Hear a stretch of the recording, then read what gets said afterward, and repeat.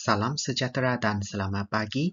Hari ini saya akan memperkenalkan satu alat ujian psikologi iaitu saringan status kesihatan mental ataupun dikenali sebagai SSKM. Menurut laporan National Health and Mobility Survey NHMS pada tahun 2023 telah menunjukkan bahawa seramai sejuta atau bersamaan 4.6% penduduk Malaysia mengalami masalah kemurungan. Saringan status kesihatan mental SSKM merupakan satu alat ukuran yang disahkan untuk mengesan status kesihatan mental individu seperti kemurungan, kebimbangan dan gangguan psikotik. Alat psikologi ini digubah oleh Lim, Sing, Chia, Xiu dan Oi pada tahun 2011. Alat ini boleh digunakan secara meluas untuk mengenal pasti masalah kesihatan mental seperti kemurungan, kebimbangan dan tekanan dalam kalangan individu termasuk pelajar dan orang dewasa.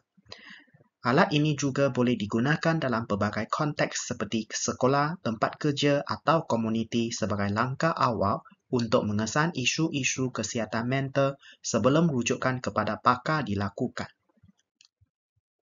Terdapat 3 tujuan penggunaan alat ujian psikologi ini. Tujuan yang pertama ialah pengesanan awal. Alat ini dapat membantu mengesan tanda-tanda awal masalah kesihatan mental seperti kemurungan, kebimbangan dan tekanan. Tujuan yang kedua ialah pemantauan kesihatan mental. Alat ini dapat digunakan secara berkala untuk memantau perubahan dalam kesihatan mental seseorang. Dan tujuan yang ketiga pula ialah rujukan dan intervensi. Alat ini dapat membantu kaunselor dalam menentukan keperluan untuk rujukan pakar psikologi atau psikiatri. Dari segi bahagian pentadbiran ujian ini boleh digunakan dalam bentuk soal selidikkan diri atau melalui bimbingan kaunselor. Terdapat sebanyak 20 item dalam ujian ini dan dinilai pada 4 skala Likert.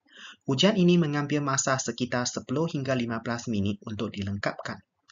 Sekarang, marilah kita melihat arahan yang perlu dipatuhi sebelum menjawab ujian ini. Arahan yang diberikan ialah, untuk setiap soalan yang berikut, sila pilih satu jawapan yang menggambarkan pengalaman atau perasaan anda dengan paling tepat. Terdapat 4 skala dalam ujian ini iaitu 0, 1, 2 dan 3.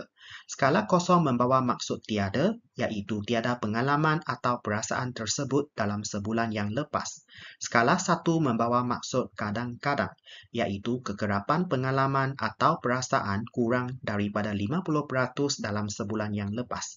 Skala yang 2 membawa maksud kerap iaitu kekerapan pengalaman atau perasaan yang lebih daripada 50% dalam sebulan yang lepas.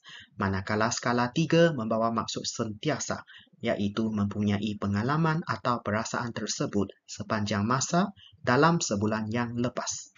Untuk menjawab saringan status kesihatan mental SSKM ini, anda boleh mengimbas kod QR ataupun menekan link yang diberikan. Seperti yang dimaklumkan tadi, saringan status kesihatan mental ini mempunyai 20 item. Selepas anda mengimbas kod QR atau menekan link, anda boleh mula menjawab mengikut pengalaman diri dalam sebulan yang lepas. Sebelum menjawab, jangan lupa isi maklumat peribadi anda.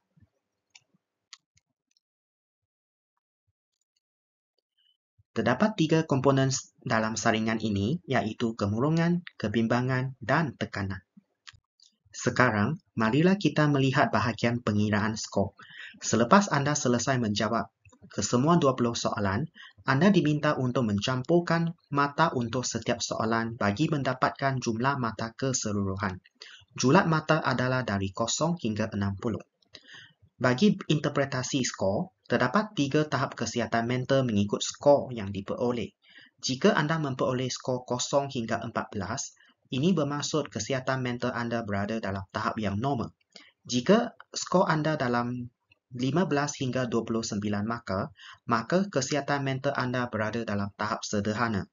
Dan sekiranya anda memperoleh skor 30 dan ke atas, ini bermaksud kesihatan mental anda berada dalam tahap yang sangat serius. Untuk bahagian klasifikasi tahap kesihatan mental, sekiranya anda memperoleh keputusan tahap normal, ini bermaksud tiada kesihatan isu mental yang ketara. Dan sekiranya anda memperoleh tahap sederhana, ini bermaksud anda memerlukan pemantauan atau sokongan ringan. Dan jika anda berada dalam tahap yang serius, anda memerlukan rujukan kepada profesional kesihatan mental. Sekarang, marilah kita meneruskan kepada bahagian yang terakhir iaitu tindakan susulan. Jika tahap kesihatan mental dalam tahap yang normal, maka tindakan susulan ialah menggalakkan gaya hidup yang sihat seperti melakukan senaman atau mempunyai tidur yang mencukupi. Jika tahap kesihatan mental dalam tahap yang sederhana, maka anda boleh menyertai sesi bimbingan individu atau kelompok untuk mempelajari teknik pengurusan tekanan seperti latihan pernafasan. Jika tahap kesihatan mental berada dalam tahap yang serius, maka tindakan susulan yang perlu diambil ialah rujukan kepada pakar psikologi klinikal atau psikiatri untuk penilaian yang lebih lanjut. Sekian sahaja perkongsian saya pada hari ini dan saya berharap perkongsian saya dapat membantu anda. Terima kasih.